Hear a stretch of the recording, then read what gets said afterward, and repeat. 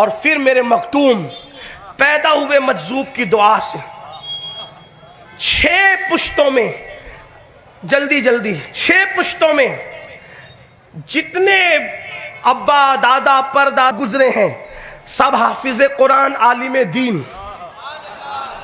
اور سب بادشاہ، اور ایسے بادشاہ کے تخت پہ بیٹھ کے لوگوں کو مدرسہ پڑھاتے ہیں۔ آپ نے یا تو مدرس دیکھا یا تو بادشاہ دیکھا۔ بادشاہ مدرس بادشاہ آپ کو سمنان میں نظر آئے گا، مخدوم صاحب کے خاندان میں۔ مخدوم صاحب کے والد نے درس حدیث دیا۔ پہلی بات تو لوگ یہ سوچتے ہیں نا جو ولی ہوگا وہ محدث کیسے ہوگا، وہ فقیہ کیسے ہوگا، وہ تو اس طریقے سے ہاتھ کرے گا تو کاجو آ جائے گا۔ ارے جس کو یار مل جائے اس کو اس کاجو کی کیا ضرورت، وہ تو جنت کی نعمتوں کو بھی نہیں تکتا۔ حضرت مولانا سعید اعجاز کامتوی کہتے ہیں کوثر کی جانب ہم نائی تکبے ہمیں دے ہو نینن کا جام، اے پیارے نبی۔ اور میرے امام کہتے ہیں شربت نہ دے تو کرے بات لطف سے، یہ شہد ہو تو پھر کسے پرواہ شکر کی ہے۔ کوئی کاجو نکال رہا ہے، کوئی انگوٹھی کے پتھر نکال رہا ہے، کوئی کپڑے نکال رہا ہے، پاگل ہوئے ہو، اس کا تصوف سے کیا تعلق ہے، اس کا ولایت سے کیا تعلق ہے؟ کرامتیں تو ولی کے لیے حیض الرجال ہے، حیض الرجال۔ یہ مومن باپو سے جا کر کے کل پوچھنا، یہ علماء سے جا کے پوچھنا یہ حیض الرجال کیا ہوتا ہے، اور آپ اس کو ولایت سمجھے جو حیض الرجال۔ علامہ نفیس صاحب چشتی بڑے عظیم عالم ہے ماشاءاللہ، علماء سے اسٹیج بھرا ہوا ہے، جہاں کوئی غلطی کروں تو مہربانی کر کے ایک چٹھی ضرور بھیج دینا۔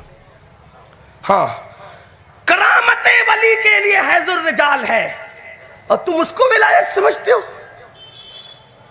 نسواں کے لیے یہ آ جائے تو بیچاری نماز تک نہ جا سکے، اور مرد کو یہ آ جائے تو وہ خدا تک کیسے جائے گا، اس کی ترقی تو وہی رک جاتی ہے۔ اس کو حیض الرجال اسی لیے کہا گیا کہ نسواں کو آئے تو وہ وہی رکے، نماز کی طرف نہ جائے، اور یہ مردوں کو آ جائے ولیوں کو تو ترقی وہی رک جاتی ہے۔ یہ ترقی کی رکاوٹ ہے جسے آپ ولایت سمجھتے ہیں، پوری ذمہ داری سے کہہ رہا ہوں۔ آپ کیا سمجھ رہے ہیں؟ بچوں کا کھیل ہے ولایت، جس کو دیکھا ولی کہہ دیا، جس کو دیکھا۔ ارے نیک کہنے میں ٹھیک ہے، اچھی بات ہے، ہر نیک بندہ ولی نہیں ہوتا اور ہر ولی نیک ہوتا ہے، کہہ دو نیک، حسن زن اچھی بات ہے، گمان بھی کر لو میرے بھائی، ڈنڈورا تو نہ پیٹو کسی کی ولایت کا۔ مخدوم صاحب کے والد نے 12,000 لوگوں کو حدیث کا درس دیا تخت سمنا پہ بیٹھ کر۔ اور ایک تھوڑی مشکل بات کر دوں پھر آگے بڑھوں، تھوڑی سی کروں گا کیونکہ مخدوم اشرف کی بات ہے، آپ کو سمجھ میں آئے گی اللہ نے چاہا تو، انشاءاللہ توجہ کرو گے تو سمجھ میں آئے گی۔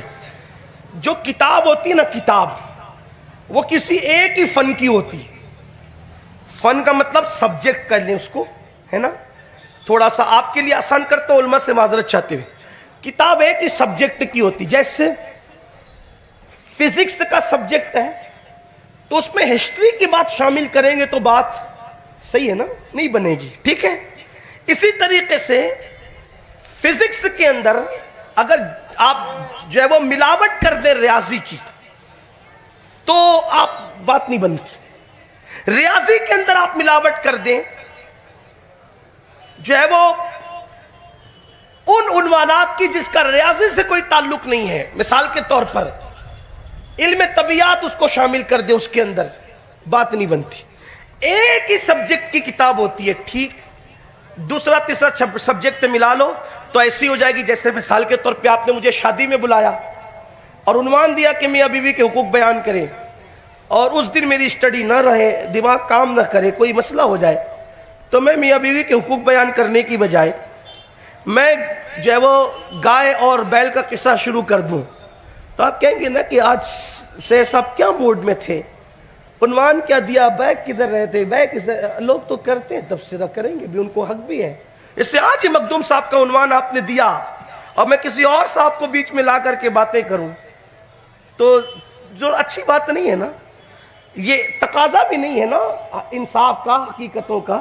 جس کا عنوان ہے اسی کی بات کریں، عنوان سے ہٹ کے بات کیا مطلب کسی کو گھسیڑا آپ نے، عنوان کے ساتھ نہ انصافی، سبجیکٹ کے ساتھ عنوان کے ساتھ، ٹاپک کے ساتھ، فن کے ساتھ آپ نے ناانصافی، یہی ہے۔ اب سنیے، ایک فن پر ایک ہی کتاب ہوتی ہے سبجیکٹ پر، لیکن اگر کوئی بندہ بہت چالاک اور ہوشیار ہو تو توجہ کرنا، تو وہ اس طرح کرے گا کہ چلو جیسے دو چار فن کو ایک ساتھ بیان کر دے، لیکن اس میں بھی بات بنے گی نہیں۔ کیسے؟ جیسے مثال کے طور پہ علم فقہ کا عنوان لے لیں، وضو میں 4 فرائض ہے، یہ مسئلہ ہو گیا علم فقہ کا، ٹھیک ہے۔ اسی طریقے سے صغرا کبرا حد اوسط کو بیان کر دیں، یہ ہو گیا علم منطق کا مسئلہ، ٹھیک ہے۔ اسی طریقے سے جو ہے آپ یہ کہہ دیں کہ جب کوئی محدث نابینا ہو جاتا ہے تو اس سے حدیث نہیں لی جا سکتی، کیونکہ وہ ثقاہت کے باوجود بھی نابینا ہونے کی وجہ سے اب اس قابل نہ رہا کہ اس سے روایت لی جائے، یا بڑھاپے میں اس کی قوت حافظہ ختم ہو گئی، یہ ہو گیا علم حدیث کا مسئلہ، ٹھیک ہے۔ اسی طریقے سے آپ اور نیچے آ جائیں کہ آپ یہ کہیں کہ تقوی کا لغوی معنی ہے بچنے کے، تو یہ ہو گیا علم معانی کا مسئلہ، یعنی کہ آپ ایک ایک سطر میں ایک ایک فن کو بیان کرتے چلے آ رہے ہیں، مگر یہاں پر ایک عبارت یہ ہوگی، ایک عبارت یہ ہوگی، ایک عبارت یہ ہوگی، ایک ایسے عبارتیں آئے گی، مگر بات بنے گی نہیں، بالکل گجمج بیانی ہو جائے گی، بالکل اوٹ پٹانگ سا معاملہ ہو جائے گا۔ لیکن یہ تو ہوئی بات نثر میں ایک ہی کتاب کے اندر کئی فنوں کو گھسیڑ دینا۔ مگر اب آئیے مخدوم صاحب کا خانوادہ کتنا علمی خانوادہ تھا۔ مخدوم صاحب کے والد کی ایما پر توجہ کرنا، اہل علم کے لیے خاص بات، مخدوم صاحب کے والد کی ایما پر اسی سمنان کے اندر ایک کتاب لکھی گئی جس کا نام ہے اللہ اکبر سبعیہ ابراہیم شاہ، سبعیہ ابراہیم شاہ، ابراہیم شاہ کی طرف سے لکھی ہوئی یا ان کی ایما پہ لکھی ہوئی 7 فنون پر کتاب۔ اب 7 فن کون سے؟ دھیان دینا، 7 فن کون سے؟ فقہ، حدیث، تفسیر، کلام یعنی عقیدہ، معنی، اسی طریقے سے بدائع، اس طرح سے تاریخ، جو ہے وہ الگ الگ 7 فنون۔ اب وہ عبارت میں نہیں لکھی گئی وہ کتاب، توجہ کریں، عبارت میں نہیں لکھی گئی، بلکہ اس کے 7 کھانے کھڑے کیے گئے، 7 کھانے آڑے کیے گئے۔ جیسے ہم تعویذ لکھتے ہیں 16 کھانے کا، 9 کھانے کا، یہ جو تعویذ لکھتے ہیں، ایسے 7 کھانے آڑے اور کھڑے۔ اب اس میں لکھا گیا ایک حرف ایک حرف ایک حرف ایک حرف ایک حرف، حروف لکھ دیے گئے اس میں ہر پیج پر۔ اب اس کتاب کی خصوصیت یہ ہے، اس کو اگر ایسے پڑھیں گے، جیسے آپ تعویذ اگر لکھیں نا 16 کھانے کا، 1 2 3 4 5 6 7 8 9 10 11 12 13 14 15 16، تو آپ اس کو ایسے پڑھیں گے تو وہ برابر برابر آئے گا، ایسے پڑھیں گے تو برابر آئے گا، ایسے پڑھیں گے تو برابر، کھڑا پڑھو آڑا پڑھو، اس کو آپ جمع کریں گے تو وہ برابر حروف اتنی آئیں گے، ایسے ایسے ایسے۔